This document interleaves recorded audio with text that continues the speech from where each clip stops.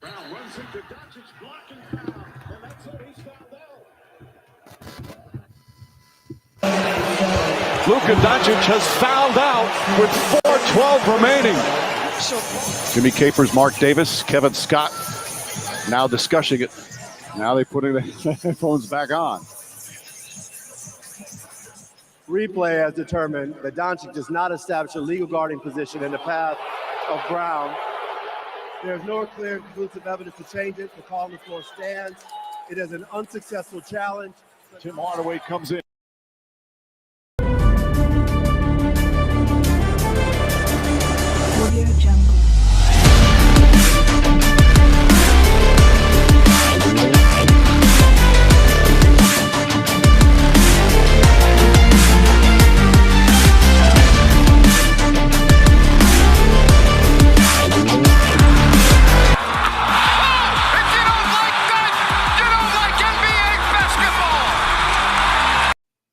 Good afternoon. Happy Thursday. How we doing today? What's going on as we filter in Ryan and Sacktown with you, the Kings Court Live, hopefully without any technical problems. We've had them 2 days in a row. Some self-inflicted wounds, the other out of our control. But happy to with you. Bane's hitting us with some breaking news. Bane, we'll get that up in a second. Very interesting stuff there. We've got a full day, very full day of content. I could probably go an hour and a half without calls, but I don't want to. I want your calls. Call the show, 916-399-3748. You can also call through Restream. The link is in the chat. We got Bane. We got Flores. We got Finchy. What's up? Yeah, you can hear and see me. A switch from normal. A little bit different, right? Little switch. The programs are actually working. Nobody's sabotaging us. I'm pretty sure it was Cat Person that sabotaged us. There's no doubt about that. Did you watch the NBA Finals last night? I'm sure you did. Grant and I broke it down afterwards. We can talk some more about the finals. Also, the U.S. Open from Pinehurst 2 going on right now. Patrick Cantley shoots I believe, U.S. record tying opening round of 65. He's atop the leaderboard right now. The U.S. Open is such a funky tournament because the USGA can just mess with those courses. They can tailor them to make them as hard or as easy as they want. Pinehurst, you heard a lot of people talking about how fast the greens are there, especially this week. It is a flat, it's more of a flat course. So you heard some whispers, could Tiger possibly be in contention? He shoots a 4-over today. So not looking great for him, but who knows? Usually the U.S. Open winner is usually +1, or excuse me, -1, -2. They try to get it right around even par. Luka Doncic last night, the Mavericks last night. Give me your thoughts on that. Is this series over? I think it is. The only question is it 4 games or 5 games? Tonight, Stanley Cup Finals, Edmonton and Florida getting back to it. Can Edmonton get right on their home ice? They are going to have to find a way to score some goals, something that has been difficult for them. I expect some magic from Edmonton tonight. I'm sure Sea-Dog 25 or Con Dog, whatever we want to call them. I have to keep them separated. We've got CT Dog, Corn Dog, and Con Dog. Well, CT Dog, I don't like CD Dog, man, because you were always Con Dog first. So we've got Con Dog, Corn Dog, and CT Dog. That's how we're going to roll them out. Also, as we filter in, 95 already checked in at some point. Thank you so much for being here on the Kings Court Live. Grant will be here at 5 o'clock tonight to do an open forum show, talk the day's news. We talked about Jerry West, his passing yesterday. Also, we've got some new reporting on let's see. I'm going to warn you that the national anthem tonight will be special. All right, good warning. Appreciate that. Appreciate that.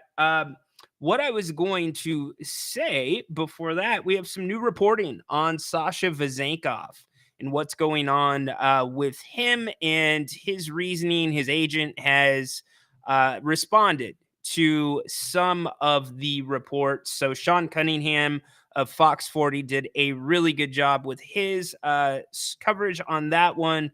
We can bring that on or bring that up in a little bit. But as I said, Bain hit us with some breaking news. So give us the breaking news sound, Bailiff. Ladies and gentlemen, can I please have your attention?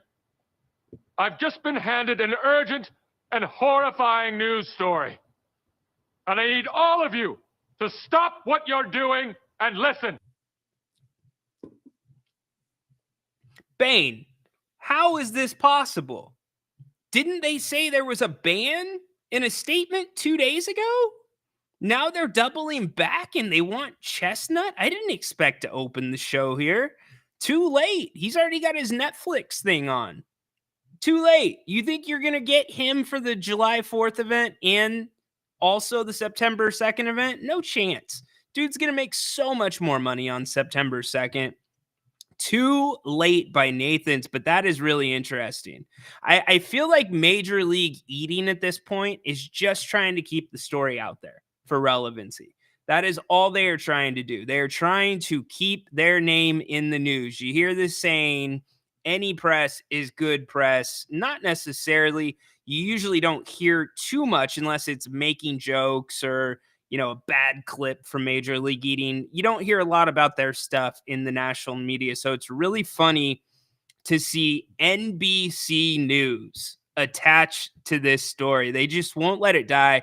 And also Kobayashi, I don't think he would be eligible to participate in the July 4th event. I'm just going to call it the July 4th event. I don't even want to say that brand's name right now because he's been out of it as far as I know for a while. So that's interesting.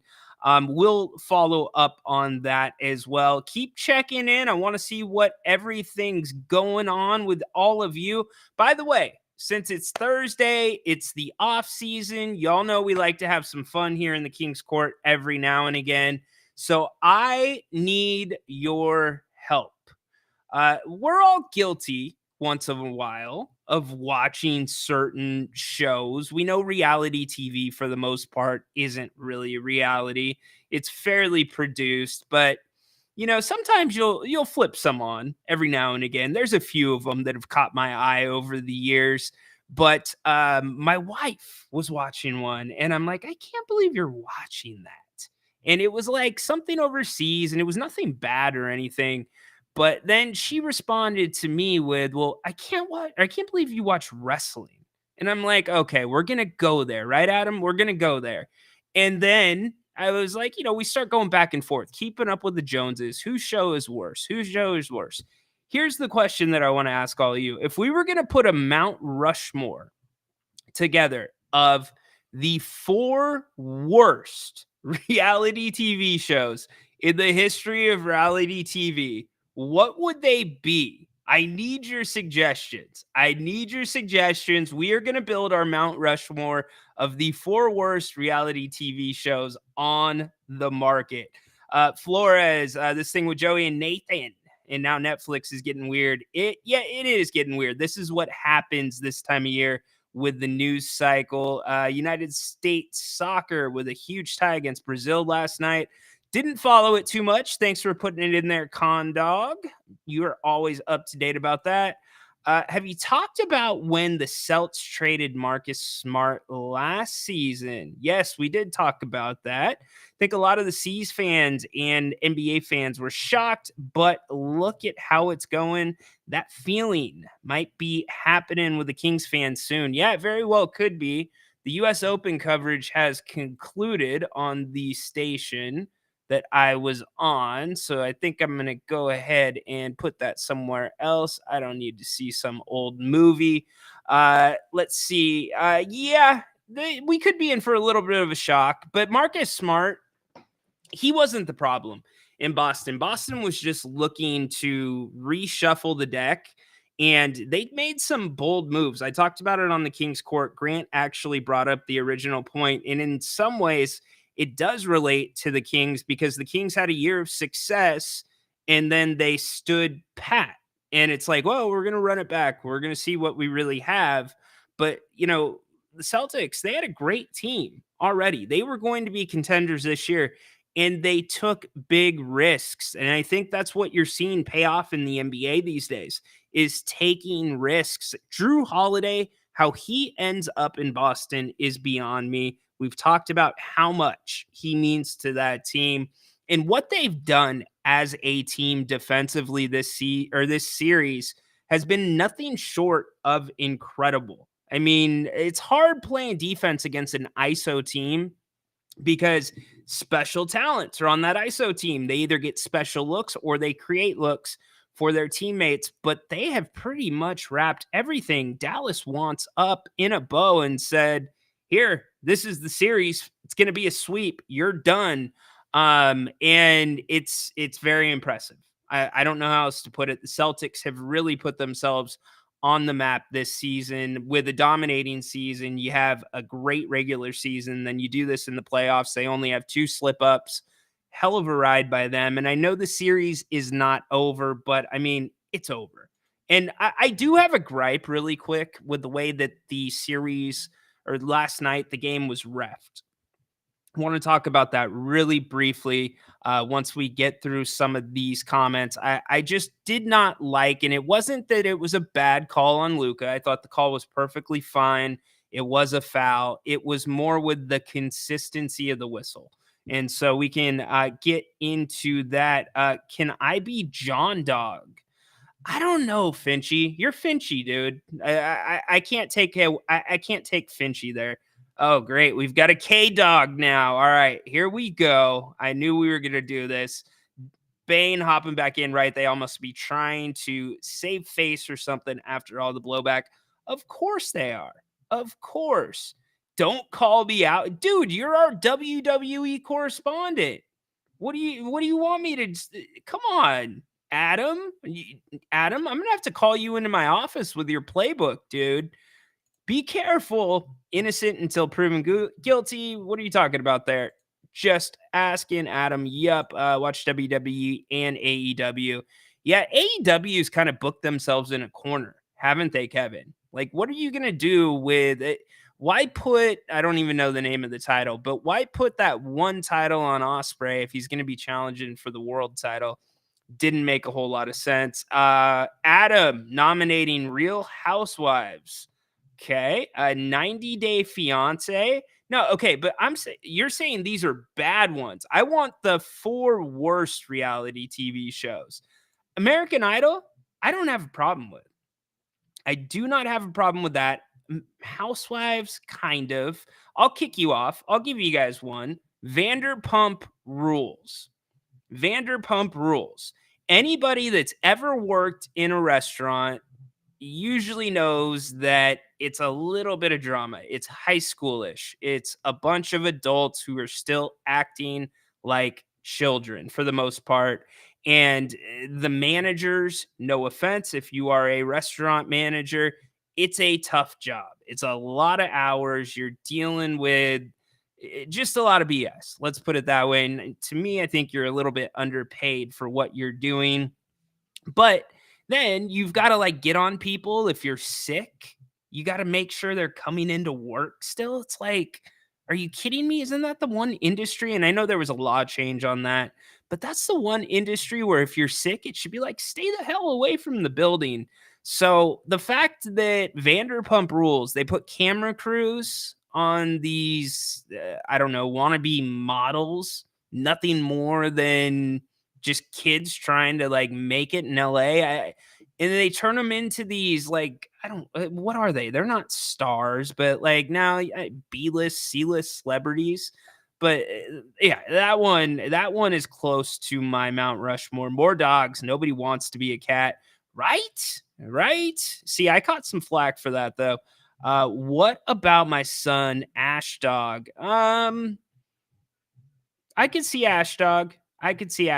Jersey Shore getting some nominations. There you go.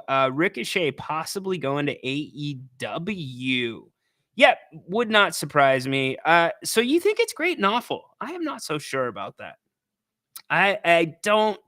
I kind of feel bad for is it Lisa Vanderpump, her husband, who always has to carry around the dog. Like, why are you always carrying around the dog? Dogs are not accessories; they are pets. Haunted horse. Dogs suck. Cats are awesome. What's next, dude? You gonna show up for your hit tomorrow in a cat shirt? Come on, horse. Get off of it. You're gonna die on that hill. We bring in Corn Dog Station. What up, Corn? What up, Ryan? I'm feeling How we great doing today, today? man. Yep. So we were missing a lot of trucks today at cost. There was a terrible accident in Livermore. Oh, that's not good. Yeah, That's it was never a- good. It was a motorcycle fatality. Oh, Yeah. So I was just sitting there for the longest time, just wondering, like, man, where are these trucks today, man? This is such an easy day. And then you find out, and you're just like, oh. yeah. Hey, Corn Dog, dial me in. Why did Costco rip the Polish dog from the food court? Oh, because they just wanted to just do their own dog. They're just for cost cutting, just to keep it at $1.50, just to keep their own Costco hot dog. Any chance of getting the onion and the relish wheels back? Not at $1.50. Oh man, No, it's not the same when they give you the little container of onions, the little container Hey, of Hey, whatever. mind you, this is a company that they give us a whole every 5 years they have someone from corporate come down and give presentations on the company, and they always talk about this one pickle thing, like, oh, we break one jar of pickle, we have to sell 60 just to make up for that one. The margins are that tight. Yeah, that is their yeah, we have to sell 60 pickle jars to make up for one broken pickle jar. So I know you guys lose money on the chickens, which is probably one of the better deals. But I get so chickened Well, out. I mean, most so of it bad. is just keeping they make legit billions off of just membership fee alone. Exactly. Legit billion. But you guys also have like different companies that make products that are kind of exclusive for Costco, right? Yeah, there are some that make that Kirkland. I know Diamond Pet Food, they make the Kirkland dog food. I've seen their ticket in the truck or whatever. That's from Diamond. Yeah, there's a Kevin. couple. Hey, so here we go. I am 100% with K-Dog, and K-Dog just got glossed K-Dog, especially with this message. He would pay $2 for the Polish dog. I would pay $3 for the Polish dog. Can you take that back to your management and let them know that? Again, I don't work. I don't work, and I don't think their management even has any say in that either. Like, maybe the GM, man. but again, like, we're so out of that like realm of Costco, like being a distribution center. I get it. I know. You're just my Costco in, Yeah. so I gotta like throw it at you. You know what we used to do in college? Well, I didn't actually do it. My buddies did it. They would go at the start of every semester, buy the newest TV out, use it for the then return semester, it? and then return it. And Yeah, then they hey. do the same and then return it. Hey, you know what? Costco allows it, man. And honestly, I've been in the returns department, man. I've seen some stuff returned in terrible condition. Like, I mean, like full burnt $1,000, like burnt up $1,000 Traegers. Mind you, Traegers are, their code thing is, set it and forget it. So I'm like, I have a Traeger myself. I'm like, how do you even set this thing on fire? I've left turkey in there for, 2-3 hours. Like, what are you guys doing? Mine got set on fire. I'm not gonna lie. Yeah. It did, but it wasn't my fault. There is a rule that you never touch another man's Traeger, and that rule was broken. They didn't know what they were doing. Yeah, lots of things. I've seen toilets returned. Anything goes, man. And then for the electronics, I know it's 90 days now, but I heard back in the day, they didn't have that on there. So No, they didn't. No, fact, like right around the time the mountable TVs came out, when they got, Oh, the you know, flat the screen. first version of the flat screens, they weren't really that flat. They were like pretty wide. They were like Yeah. that. And you could still mount them then, but like as they got smaller and smaller, it became a different game, but they were harder to mount. And our friends, one group of our friends, bought one, mounted it, but they didn't mount it on a stud. And so Ew, no. we're sitting there, we're watching the it was the Mayweather and De La Hoya fight. That's what we were watching. Oh, that's And this thing comes crashing down off of the wall. And He their didn't first even- thing's like, wait. you He think didn't even Costco- test his mount. He didn't like pull on his mount just a little bit. To brother, test it's it? college, man. Oh. It's college, dude. You know, hey, give the man a degree and he can't mount a TV. Yep. Send the man to school, buy him the books, and he eats the covers. Totally get it. And then I see a comment here about the dead Christmas. Yeah, it's any condition, man. Because what they do with returns, it's either back to vendor, donate, recycle, or destroy. And they got a pretty good deal on the recycling place that takes the stuff that they don't want to just to recycle. I don't know the whole details on it. They have a pretty good rate there. They're doing something right. I but mean, yeah. Costco is one of those businesses. Look at Costco getting a ton of run. One of those businesses that even as more things go towards the internet and shopping and having it delivered to your house, there's always going to be a spot for Costco. Oh yeah, well, Costco has their own e-commerce. Like we Yeah. actually have one of the few e-commerce buildings in Costco's network, because like I've been there too during peak season when people are ordering a lot, and like I'll see shipping labels for, we're from California, you're in California, and it'll go Minnesota, Florida, New York. I'm like, we're the only ones that like are fulfilling these orders across the whole country. I bet you know what? It would be fun to have somebody from Costco that works returns on this show, like in the off season. And by the way, I have some really cool announcements coming up about guests. We are going to have the GM of the Stockton Kings, Hey. Gabriel Harris, on with us probably after the draft. So Okay. he's going to come on to the Kings Court. We'll take some questions. We'll talk about the process, player development. That is going to be a lot of fun. That is confirmed. Gabriel's a great dude. Enjoyed having some chats with him, both at the games and then away from the games. So he will be coming into the Kings Court. We're also efforting JaVale McGee. I'm not sure whether or not we're going to get him, but that will be a fun one. He's making the media rounds right now as well. Riley, that's crazy. I know Condog just said that, but a burned Christmas tree, a dried up Christmas tree. Yeah, Come man, on. Yeah, man. At first I was like, man, what the heck? These people just return any. Hey, I've seen half open peanut butter jars returned. They're like, oh, I didn't like this peanut butter, or yeah. It is any item, man. It is legit any item, and some people, they just do it, and I'm like, why peanut butter? Like, it lasts forever. It will not go bad. Just keep it in your cupboard. I'm one of those people where you got to keep stuff rotating. There's certain things because, like, here's the classic question. Like, the use by date that's on like a bottle of salad dressing. Does that still apply once the bottle's open? Like, somebody go make an app where I can scan my item and it will tell me how long I have once I open it to use it, or the best to use it date. And you'll make a ton of money, not just from me, but I'm sure from a lot of other people. Oh yeah, maybe it's just just how it works, man. Just how it works. Indeed. Anything. No one can decide what the best thing is. Best by, used by, expire by. No, there's no uniformity in that. There's uniformity in FDA approval for it being safety, but there's no uniformity on, oh, is this expired or is it still good through? Yep.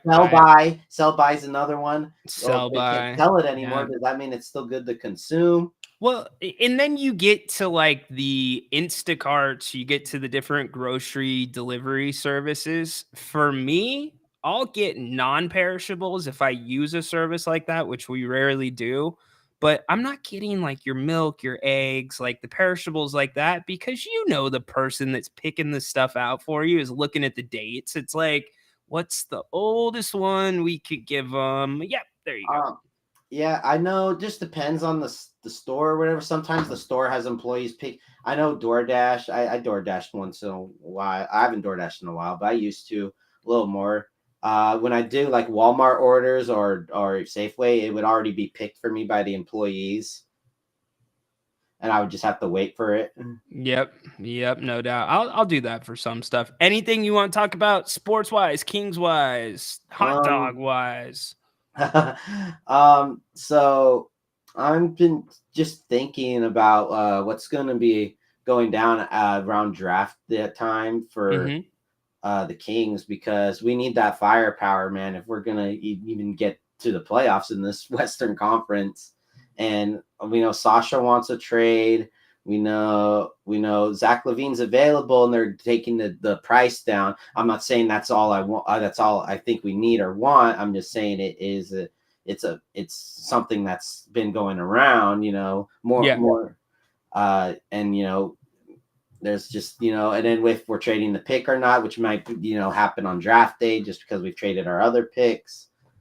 I've just been thinking about what our options are, and then just looking at this Boston juggernaut right now. And I'm just like, man, this team is like just a complete team now that they got Holiday and Porzingis. They're totally a complete team, but I don't think they're unbeatable, but Yeah. they are complete.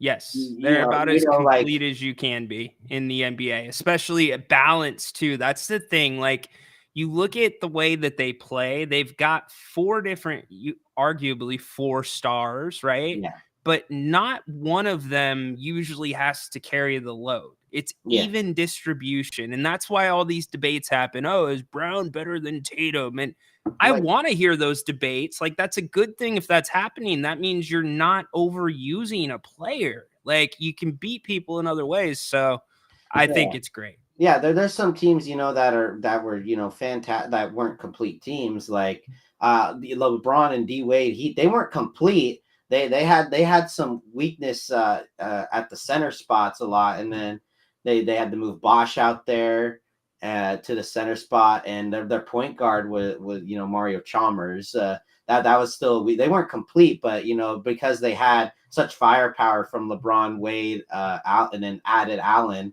It was just hard to beat.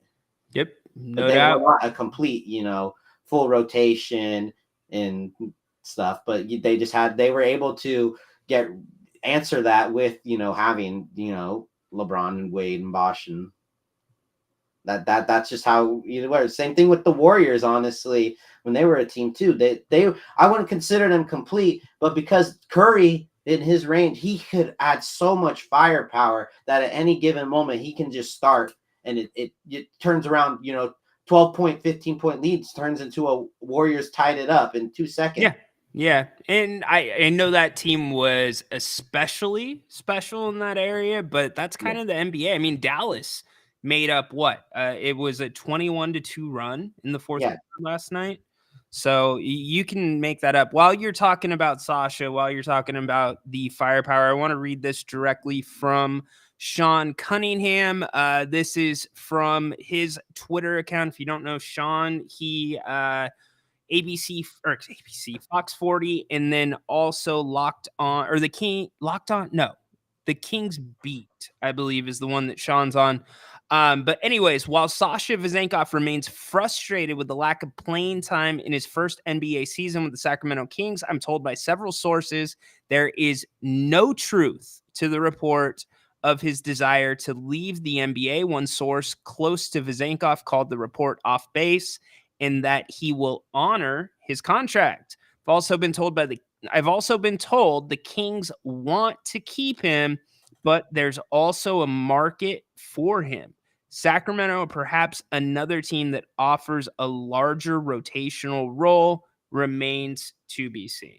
So this is about playing time. It's what we kind of thought it would be about, which is a little bit of a relief because that's not like an out of the box gripe. I would be more worried if he's a guy that's like, the NBA is not for me. I moved across the world to be here. I'm going to go back overseas and be a big fish in a small pond. No, he wants to play. Now, how's that going to shake out with Mike Brown? This isn't how you earn playing time. But conversely, what's his value going to be if you can trade him? And the fact that you could possibly trade him is a much better situation than a buyout. Corn Dog. Yeah, it totally is. And again, we're a team that's looking to improve. We are looking to maybe keep Malik Monk if we can. Creating cap space where we can because we just don't have it at all. We made some moves. And we got to the playoffs because of those moves, which was a very happy moment last season. But then we took either to you or Grant that sidestep or step backwards. I think it's like you sided one foot and you took one step down. It was just a little off, but almost the same record, almost the same players, give or take a few pieces. But yeah, this is a Western Conference that you can't play around with. I mean, we had a lot of high level basketball coming out of this Western Conference playoffs, especially in that the Western Conference semis with the Thunder, Mavericks, and the Nuggets, Timberwolves. Both those were competitive series. With one of those teams could have represented the West, if we're really being honest. The Thunder could have represented the West. Mavericks, they did. T-Wolves could have, Nuggets could have, any one of those could have represented the West and be playing Boston right now. And then obviously, if you get by the Western Conference, you still have a Boston. You may have, Milwaukee fully healthy. You can't, Giannis has been injured lately, but again, if Giannis is healthy in the playoffs, you can't count that man out because that man is the Greek freak. He is a freak of nature and he is downhill. He is the hardest player to guard in the league right now. You think he's the hardest to play in the league? Just running downhill. Fair because enough. He can just take those long strides and then boom. Yeah, he can cover half the court in like 2.5, 3 steps. Yeah, it's pretty nuts. Just running downhill. Yeah, that's just, and you're not stopping that downhill. Now obviously, set offense and stuff, it's a little bit different because he's not the best shooter. Yeah, and if we want to be frank about this really quick, for all the issues that, we feel like or we're pointing out about the Kings this last season, they were right in the mix with many of those teams, despite the injuries, despite the inconsistencies. And then to see, and remember, I said, if Dallas makes the conference finals, we are going to have a problem in Sacramento.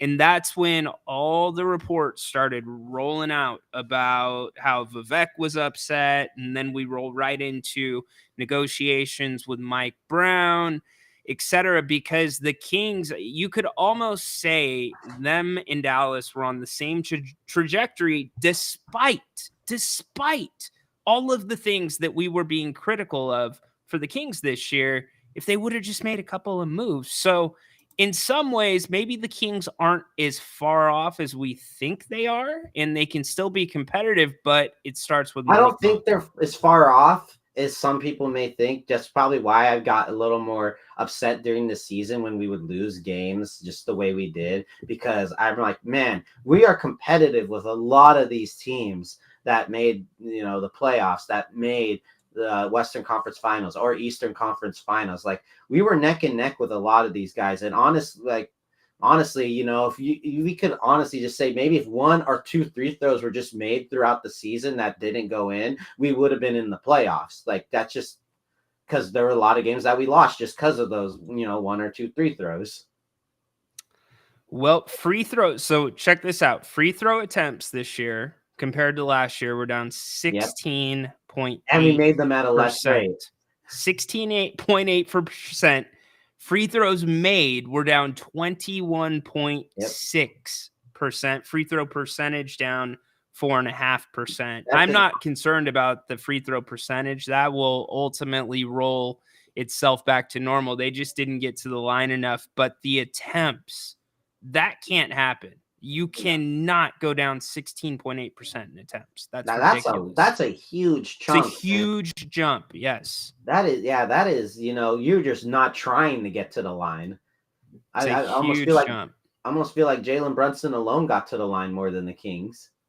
Well, I've been hard on De'Aaron Fox because, and Jerry agrees with me here, that the extra benefits of De'Aaron working the mid-range and getting to the rim outweigh Him making threes. Yes. outweigh the extra point you get from the three ball. But I think I'd be a hypocrite, or I wouldn't be looking at it from all sides if I didn't acknowledge the Kings were playing from behind so much this year that, there were times where, you had to shoot threes instead of attacking the rim. So, and how did they get behind? We could have that conversation. It would have to be a game by game thing, but you get what I'm saying. They were never in the power position pretty much at any point this season. Yeah, it's just something that, has got to be addressed this year. Again, I prefer, if you can get to the line as soon as you can, as much as you can, just because, you may be taking one less point, but what's a huge benefit? Getting the other team in foul trouble, because that changes their defensive dynamic and rotation way more than what one extra point on a possession can do. Because if you get one person with 3,000 the first quarter, and then they have to put someone else in and they have to go small, and you can keep pounding away going big at them, or, vice versa. It changes the whole ball game and leads to a lot more control of the game. No doubt. And you can do that in a targeted way. You can target the mismatches that you want. Boston has done a great job of that in the NBA Finals, and their adjustments have been excellent. It seems like Boston has had the first two games, they had different game plans defensively, but then this last game, they just pretty much played it straight up, and they didn't have an issue. So very, very impressive. Corn Dog, appreciate the time, appreciate the Costco expertise. You sound like you're getting a little bit better. So I'm feeling fantastic. Good. I'm like right there, man. I'm just ready to, get fully, back to normal speaking, not having to clear my throat and stuff. But it was just rough, man. But I'm glad to be back. I love being on this show, man. I love the Kings Court. I love the Kings community, and I love the Sacramento Kings. Amen. We love you right back, dude.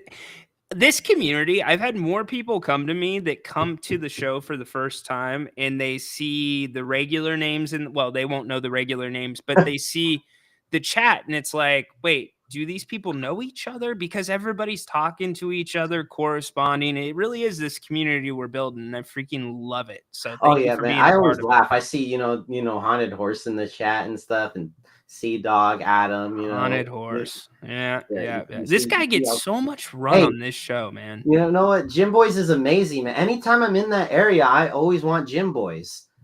Gym Boys is fantastic. I'm mad that Stockton had one and no one else went to it but me, and it closed down.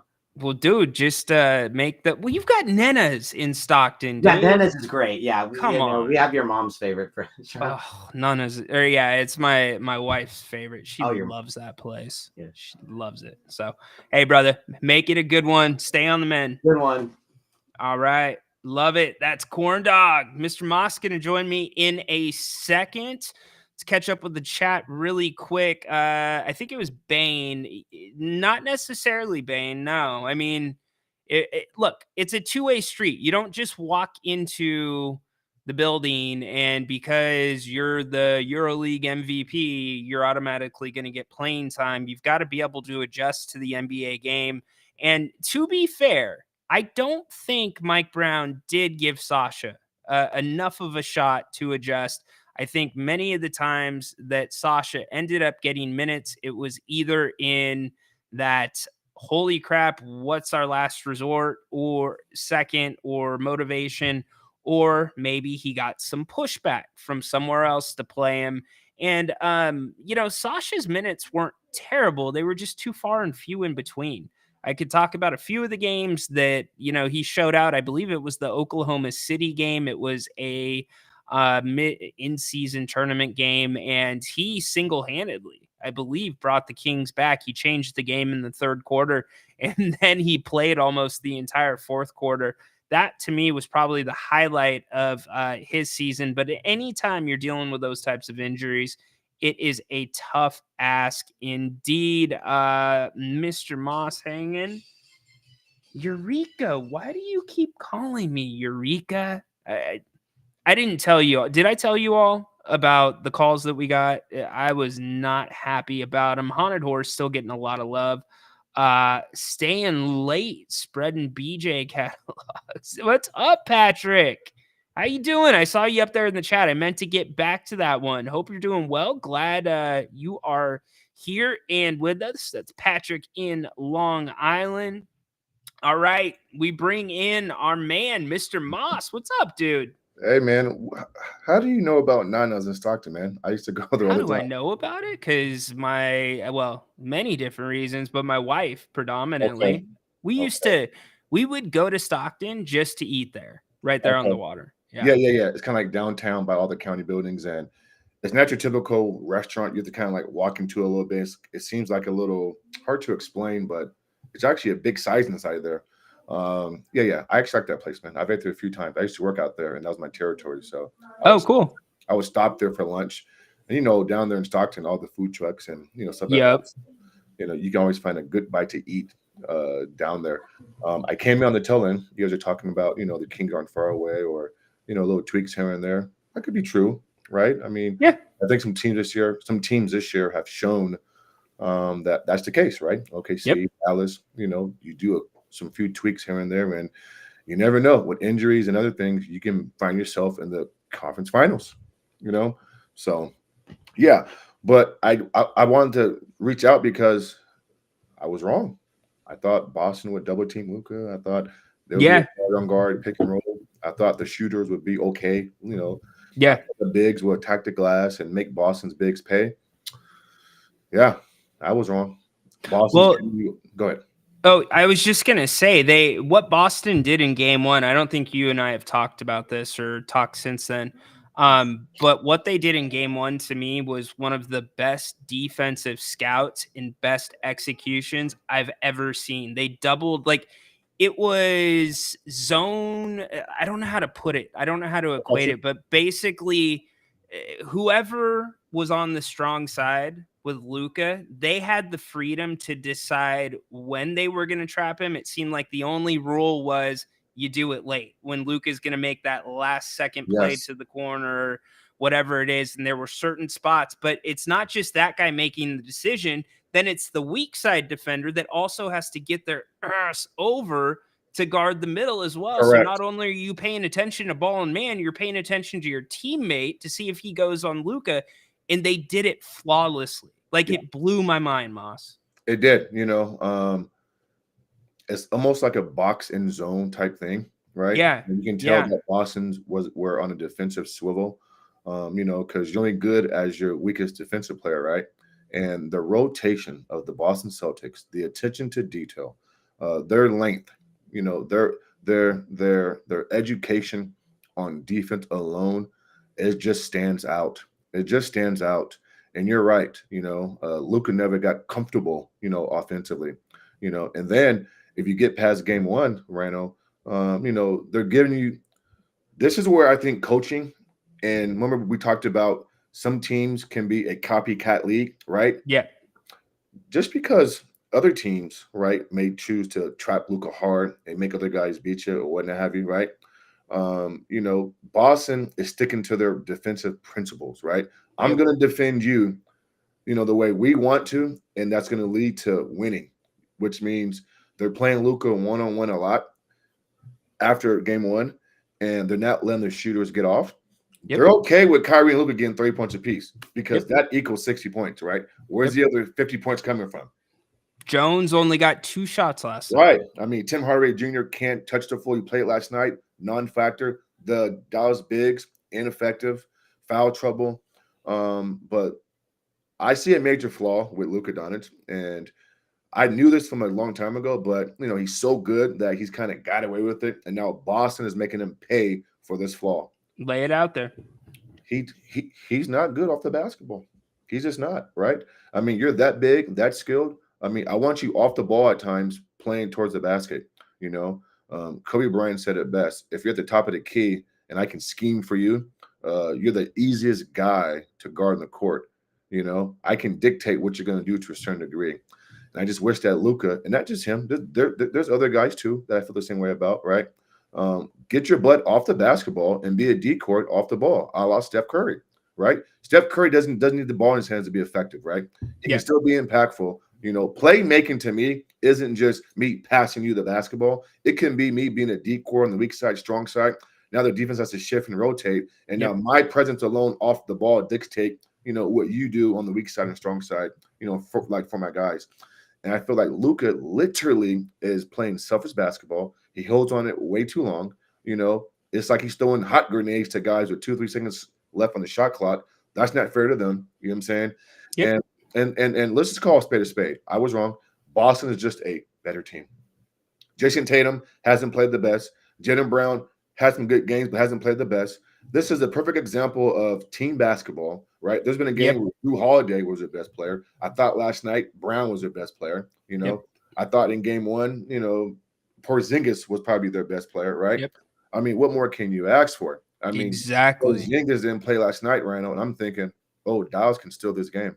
And Boston just breaks them down. He walks them down. And next thing you know, in that third quarter, they come out and they make, 7-8 straight shots without missing, and they're defending. I mean, if that's not championship-style basketball, then I don't know what is. And so I want to say one more thing, but did you want to say anything about that? Or yeah, spot on. The first thing about Luka playing off the ball, it's not just a decoy thing in playmaking, but when Luka always has the ball, the pace is always the same. It doesn't change usually. And if you play him off the ball, that is a way that you can actually change pace with Luka still getting the ball. You can have him coming off of a screen. You can get him downhill a little bit easier. And that makes it a little bit harder for the other team to guard. We talked about, or I said the mid-range was going to be huge in this series. And I was thinking more from a Dallas end. And I know Dallas has won the battle in the paint the first 3 games, even though they've lost all 3. But Dallas has also not pulled up in the mid-range. And it's like, why are you going straight to the rim? Like, for instance, when Porzingis was in there game 1, blocking a ton of shots. And then you get other guys in there, Jaylen Brown blocking shots. Kyrie's great at the floater. Luka's good at the floater, but they just kept going at the rim. And usually that's because they have 2 options. They can either get to the rim or they can lob it. They'll play above the rim with Gafford and or Lively, but that's been completely taken away. So it's been a complete, this 100% to me is more about what Boston has done than what Dallas has not done. I agree 1,000%. Sometimes, there's an old saying, sometimes you just have to just literally tip your cap and say the better team won. Right? 100%. And You're I spot think we're on. seeing just a better team's winning right now. You talk about pace, and Dallas says, listen, there's no way in hell that Dallas is going to get efficient offense going up against that half-court set defense. And so when you mention pace, I think that's a great point. You got to play faster. You get easier shots with earlier in the shot clock. I'm not saying doing it every possession, but if there's a chance to run, you got to run. And it just seems like Luka, has that James Harden-itis where he just walks the ball up court. That's not good basketball. Okay, He gets tired. Yeah, It's so he gets obvious. tired. He's winded. Yeah. So if you're tired, then get your butt off the basketball and let somebody else bring the ball up court. And this offseason, if Dallas wants to take the next step, Luka has to look himself in the mirror, have some accountability, and not just that, the Dallas management crew, their scouts, and Jason Kidd has to be able to go to him and say, look, for us to be where we want to be next season again, you have to add this to your game. It can't just be you doing this, this, and this, because, we may get there, but the goal is to win it when we get there. And so, we don't praise second place. I don't. So, okay, last point, Rhino. Really quick, I want to ask you something. Let Yes. me ask you something based off of what you just said. Do you think Luka needs to lean out a little bit? And do you think it would affect his game negatively if he did? Shredding a few pounds wouldn't be a bad thing. Would it affect his game? From a physical standpoint, it might versus some guys, but we're talking if he just shred maybe between I don't know, 10, 15 pounds. I mean, he's still a big kid, so he can still use his physicality. He still has decent enough footwork and good enough IQ for pump fakes and use his body. I don't think he's the strongest guy, but he's definitely not the smallest guy. And so, maybe him taking some of that extra weight off will help with his endurance, So yeah, I mean, that's going to play a role, but his style of play to me, just his individual skill set, his want to do other things. I think he's a prime example of just being so spoiled. Everybody's told him, yes, you're the man. And that's cool, right? Yeah. Minnesota, OKC, Clippers, they couldn't make you pay. Well, it's like, that's why I always talk about adjustments, right? That's why I like guys like Kobe and MJ, right? You take away my plan A, okay, cool. I'm going to plan B. 100%. Oh, plan B? No worries. I got a plan C. 100%. Right? That's why you're an elite basketball player. And so, yes, I agree. He can lean out a little bit, but I think more so right now he needs to look himself in the mirror and say, where can I get better at? And to me, it's off the basketball, not all the time, but just give some teams different looks. You know what I'm saying? You're at the top of the key. That's easy to defend. Are you a baseball guy? A little bit here and there. This is who I ran into this past weekend at Mastro Steakhouse, and this is crazy, man. He's my favorite baseball player of all time, and we didn't talk long, but he did answer a question for me, which I was surprised, and he was with his family. You know me, man. I'm like, damn it, like, should I go over there? My wife was like, leave him alone. I was like, no, I'm going. Right. Who was it? Barry Bonds. No way. Yes. We walk in. I get something. I look over. I'm like, no. Barry? I'm like, what the hell? And so, I kind of wait till the end till they're kind of done eating a little bit. And I knew that they were kind of winding down. And I go, hey, Barry. They say, how you doing? Very, very, very cool dude, right? I mean, he's probably different at his age now than he was back then. More talkative, more willing. And I just go, how do you hit a fastball? Just how do you hit a fastball, man? Coming at you, on the inside plate, coming at you around like 98. And he talked about hips and getting the barrel out there. He talked about, I also asked him, who was the best pitcher you ever faced? And he said it had nothing to do with velocity. Guess who he named? Greg Maddux. Interesting. That guy loves to pitch. Tom Glavine, Greg, those smokes. He talked about that trio and how, it was a chess match. He had to learn, he had to guess pitchers' pitch count, what pitch was coming, the spin on the baseball. It's just I bring it up because there's certain guys in the MLB right now who are hitting coaches who teach hitting, and it just disappoints me that there are certain guys, for one, who aren't in the Hall of Fame, and for two, who's not on the MLB roster teaching these young kids how to hit. You know what I'm saying? And so, that irks me a little bit, but, Barry Bonds has a place in baseball. I don't care where it's at, but he should be teaching somebody how to hit. You know what I'm saying? So. Well, I mean, if he wants to, I'm sure there would. He was doing some stuff with the Giants, not officially, but he was doing some consulting at one time, right? He was with the Marlins for a little bit. And then he was with the Giants, like you said, consulting, coming around behind the scenes, batting practice, VP, kind of, not putting his face out there, but yeah, so I just love the guy, man. I mean, like you, I'm not the biggest baseball guy, but I know what's going on. I follow it. I can talk it, and he's one of the few guys who, I feel like has been mistreated. And I know he's controversy. I get it, but we're talking about him in baseball. And, eye-hand coordination, everybody can do it. So, I think it's bullshit, by the way. First off, it's old school baseball writers that are set in these. I don't want to say like the old boys club, but we got to carry on the traditions from, the generation before us, and cheating. There's no cheating. It's like Pete Rose. It's like if MLB would have blanket tested everybody, do you know how many people would have come up dirty? Like during that period, MLB damn near encouraged that period. That's what brought MLB back after the strike. And to disqualify some of these guys from the Hall of Fame and make them go through the backdoor process where there's a committee, you know, that can vote on it, whatever. I just think it's a joke. Yeah, I was so hurt. And so, because at one point, you know, I played baseball growing up, right? I went to Laguna Creek High School, played against your school, Elk Grove. And so baseball was my sport. And, you know, being here locally in Sacramento, I got a chance to be real good friends. Do you know Fernando Vina? Oh, yeah. I grew up with him. Yeah, I didn't. He was older than me, but a bit older, we were right down the street from Fernando. Yeah, went to school with Ray Caruth, and you know, I mean, a well-known baseball player. I know from this area, and we've talked baseball often, right? And so he would come back during the off. For those who don't know, Fernando played for the Cardinals. You know, made the All-Star 10, I think, won it a few times, and he was on the Mitchell's report as well. But we never once even talked about that report. Me and him never even came up. Nothing, you know. But a lot of insight on what you just said, you know, behind the scenes talk, you know, just, I mean, baseball was so dirty. Yeah.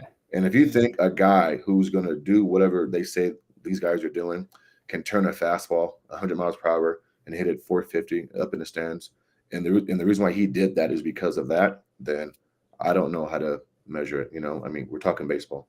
I mean, I don't think that helped me hit a home run. That's just me, you know, just saying. Yeah, I'm with you. Cody weighs in on Fernando. Fernando was a great dude. He was doing some studio work too for a while. I think it was either the Giants or the A's. And then I fell out of touch with. I saw him riding his bike like maybe 5 or 6 years ago, and then I haven't talked to him since. But yeah, you know what's funny too, Rhino? Yeah, he's one of the rare guys that have been in that spotlight, professional athlete. And every time he came back to Sacramento, he never did things to stand out. He was always normal dude. Yes. I'm gonna give a story if you don't mind, real quick. You know, baseball contracts are guaranteed, and he's made some good money in his life.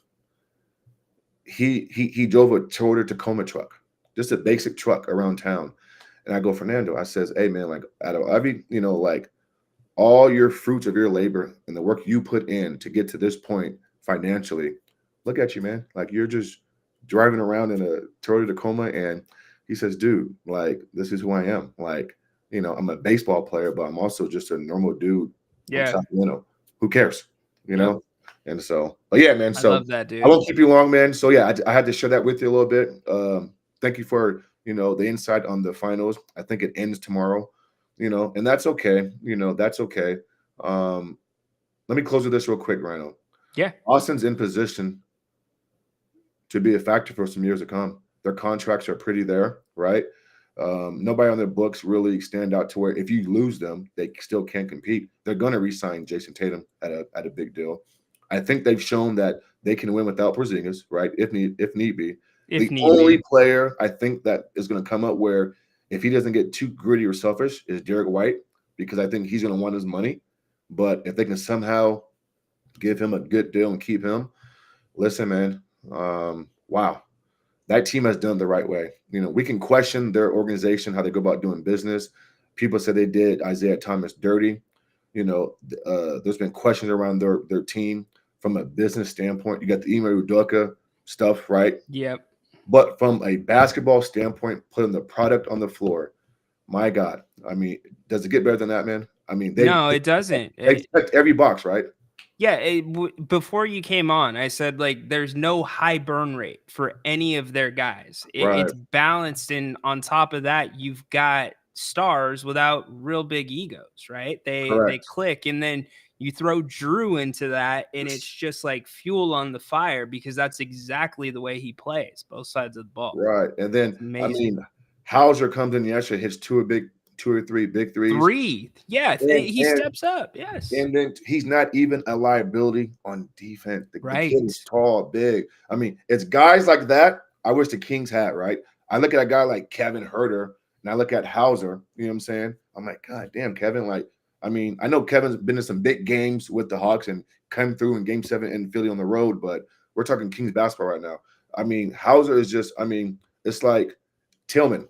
Tillman comes in last night, hits a corner three, right? Yep. He's your third string center. And dude defended the rim really Right. well at times. He's He was blocking one-on-one guys with and- Luka. Did great. Yeah. Yep. Absolutely. Yeah, I'm with you. Rhino. Hey man, you have a awesome evening. Enjoy yourself. Always enjoy talking to you, man. And yeah, we'll chat some more soon, man. Sounds good, brother. Always Yes, a sir. pleasure, Moss. He knows his hoops.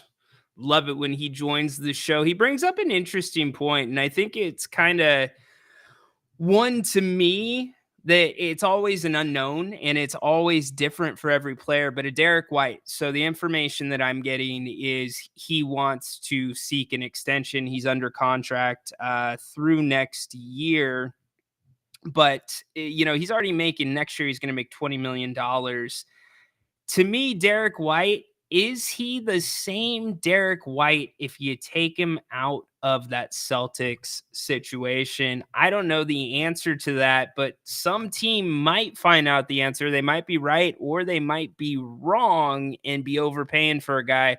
And to some degree, I think Malik Monk kind of falls into that category too. Is Malik Monk going to be ready to go if he is a guy that's playing as a featured guard for another team, whether it be here or on the East Coast? Come on, Eureka. Not during the show, right? I have no business in Eureka. I don't know who the heck would be calling me.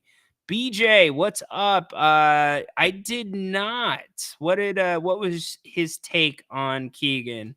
Be interested to hear that. He's doing the media rounds right now. What went wrong for the Mavs? Because seems like a lot of people had them winning the series in Game 6.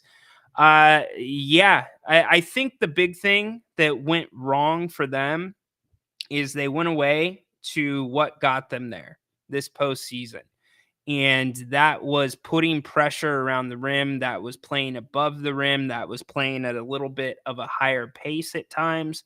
They were getting out and then defending. The Mavs just have not been defending the way they were. And C-Dog, you brought this up, and Jay brought this up too. He's like, hey, last series against Minnesota, you could hide Luka.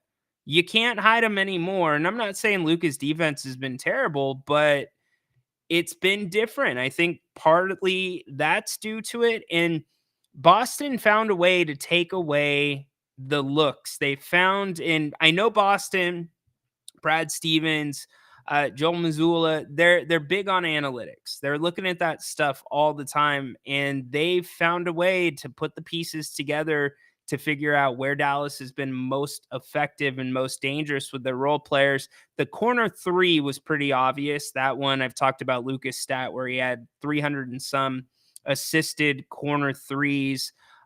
Yet the next closest player in the NBA was in the 70s. So again, perfect example. Derek Jones Jr., only 2 shots last night. And with those role players, you got to get them ramped up. You got to get them into the flow of the game. And you saw this classic with Sacramento this year. You can't expect Harrison Barnes, Keegan Murray, any of those guys to hit big shots when they've only touched the ball a couple times that half. Offensively, you got to be in the flow. You got to get those guys warmed up. And then the last thing I addressed with Mr. Moss, I think they did not take what the defense gave them many times in this series. And at the end of the day, C-Dog, Jerry said it, and I agree with him, and that's even why I went with Dallas. They were playing better than they actually were. They were overachieving coming into the series, and it felt like they were the hot team, felt like they were on a roll, and it just felt like the right pick because of Boston's inconsistencies at times. But man, oh man, were we wrong. We were wrong indeed. Cody hopping in. Barry Bonds gave me his wristband. It said, say no to drugs on it. No way. Are you kidding me, Cody? That's awesome. But ironic too. I mean, I don't know. Where do you guys come out on that? Do you consider Barry Bonds as a drug user? I mean, does it qualify as drugs? Now, steroids straight up. Absolutely. That's drugs. but HGH, that kind of stuff. I mean, to a degree, these guys stayed ahead of the curve. They played within the rules, but they bent the rules a little bit. Barry's a different case because Barry used some allegedly exotic things like tranquilizers for animals, etc., as reported by numerous sources. But again, Mr. Moss makes a good point about the hand-eye coordination, seeing the spin. Steroids doesn't help you with that. Certainly, that's a power thing. The HGH, that's a recovery thing. But as soon as they really cracked down, and when I mean they, baseball, you started to hear these other things trickle out about baseball. Like, oh, well, now we need to start banning greenies. Well, what the hell are greenies? Oh, he's the guy on Mike and Mike. No, not that greenie. It's it's an what is it? An amphetamine, I want to say. I think that's what it was, an amphetamine. So these guys would be taking stuff to get up. So if you want to look at anything, baseball's you play almost 6 days a week. I know pitchers usually, if you're starting pitcher, once every 5 days, but I know baseball doesn't require as much output physically as a basketball game does or a football game does in most cases, but mentally, it's got to be one of the more exhausting sports to play. Basketball, there's certainly the mental aspect, but there's a lot of reaction in basketball. There's a lot of not overthinking things. There's a lot of split-second decisions. Same thing with football. Quarterback's a perfect example of that. But baseball, mentally, as a hitter, you have got to be on all the time. A pitcher, the same. A catcher, you get it. Fernando Vina was good. Also a Tiger. We put that one up a second ago. Yet Fernando lived right down the street from us, and we would go when he was home in the off season. We would play wiffle ball with him in the backyard, hang out. He was such a down-to-earth guy. Fernando, if this gets back to you, I would love to catch up with you. I don't think I have your most recent number, so if this gets back to you, hit me up here, dude. I would love to talk to you. Help to a distance, but not bat speed. Well, bat speed, maybe a little bit. I mean, I don't know. I'm not an expert in that. I gotta defer to somebody else. Yeah, what helped with distance at Haunted Horse? Brad Stevens, hell of a coach to a great GM, right? One of the few examples of college guys working out in the NBA and becoming a top level. You could argue that Brad Stevens has been a better pro than he has a college coach. And I know in college, as the coach, you're also by default the GM. You're in charge of the recruiting and who you bring into your program, but seamlessly. And talk about Danny Ainge kind of taking him under his wing a little bit. It's not an easy thing to do, to transition from college to the pro game, just coaching alone, but then go into the front office, especially a place like Boston. He has done a tremendous job. Great observation there. Mr. Moss always brings it. I love it. Adam, put Bonds in the Hall of Fame. I am with you 100%. You consider Tevins. What's up, Tevins 4480? Happy to have you here. I consider L36 Ron James a drug user. Really? Why do you consider him a drug user? I am curious.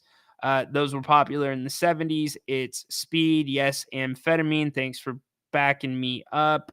We loved Fernando dash ABBA. What's ABBA, horse? Okay, for those that don't know, Jim Rome has launched on X. So for a long time, Rome was not on the radio here in Sacramento. You had to go on the internet to find the radio version of his show, but he was on CBS Sports Network. He is now streaming 5 days a week to X, and Haunted Horse is obviously still in Jim Rome mode right now. In fact, Haunted Horse, I'm not all the way through the chat. I am shocked I didn't get a He really loves to pitch when Greg Maddux came up. How did you miss that one, dude? Oh, you were talking about roids, BJ? Yeah, there we go. Helps with recovery, working out, and playing every day. BJ, you know what's scary about steroids? Have you seen the studies on steroids and what they do to the heart and the changes and the statistical probabilities of you having certain medical emergencies go up almost 100%? I believe a heart attack is like up 90% for somebody. I believe, listen to me, I don't have the study in front of me. The way I remember that study, it was in the 90 percentile that it goes up if you've taken one dose of anabolic steroids. That is terrifying. And I'm not going to draw dots to wrestling and anything like that, because wrestlers certainly were not the only ones doping. I mean, think about cycling and the lengths that they went through. Lance Armstrong, for the longest time, never used, never drugged. And you hear the stories about what he did to mask it. Incredible stuff. It's look, athletes are always ahead of the curve, by the way. And most times you hear about a UFC fighter, you hear about a boxer that gets popped for something.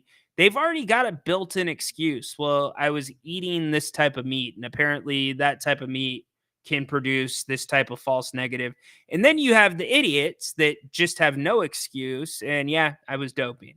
And in some ways, I kind of respect that. But athletes will always be ahead of the leagues. You got to understand that. You're being ignorant if you think everybody that you watch on a Sunday, everybody that you watch on a professional field is not, if you think everybody's playing by the same rules. They are not. It's been a very, very clear thing throughout the history of sports. So you have seen those studies. Good. Blood doping. Okay. If you're cheating, you're trying. That's usually the saying. Big Papa Pump was all natty. Was he, Adam? Yeah. I don't think dude was natty. There's no way. Yeah, Ryan Garcia, he just got popped. Absolutely. If you're not cheating, you're not trying. Yep, we just had that as well. BJ, you put that in twice, dude. You trying to get me to put the same thing up twice?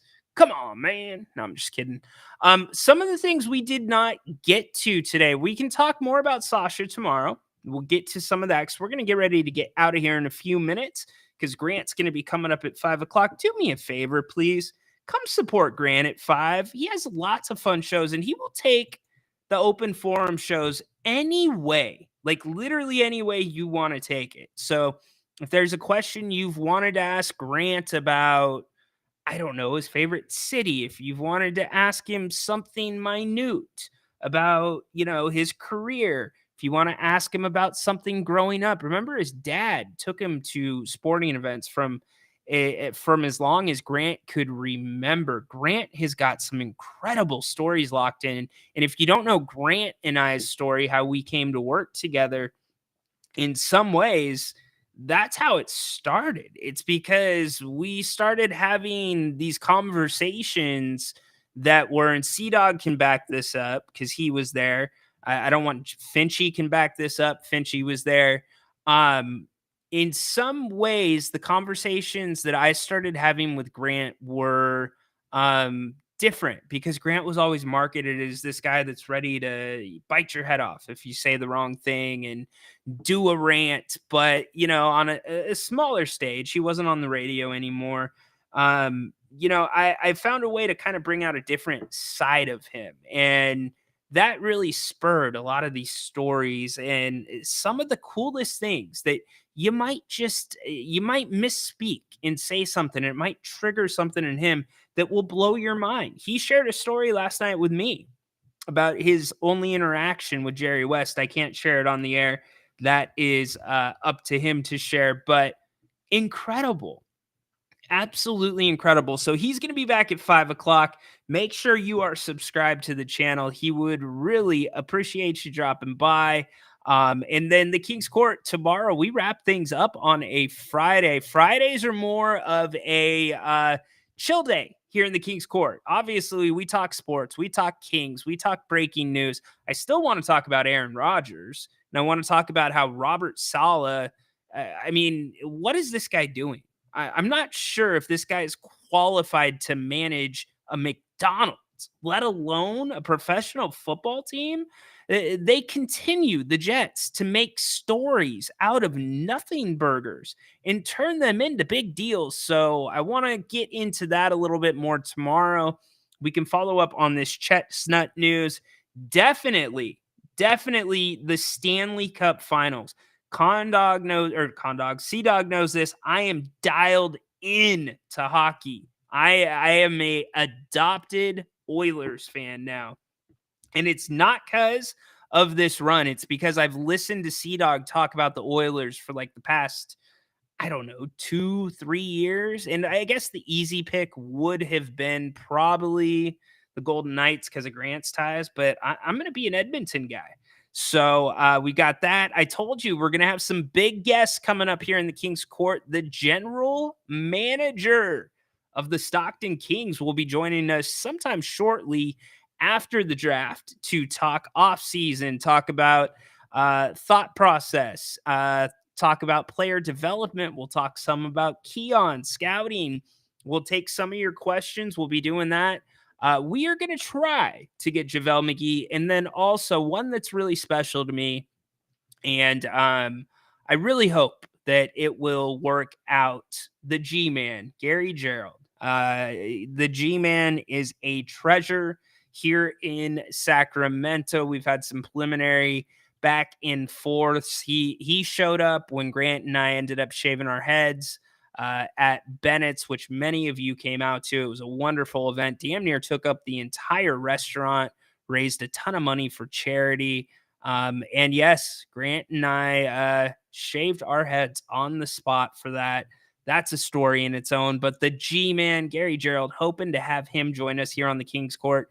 And those are just a few of the things we've got planned for the summer. And here's the thing.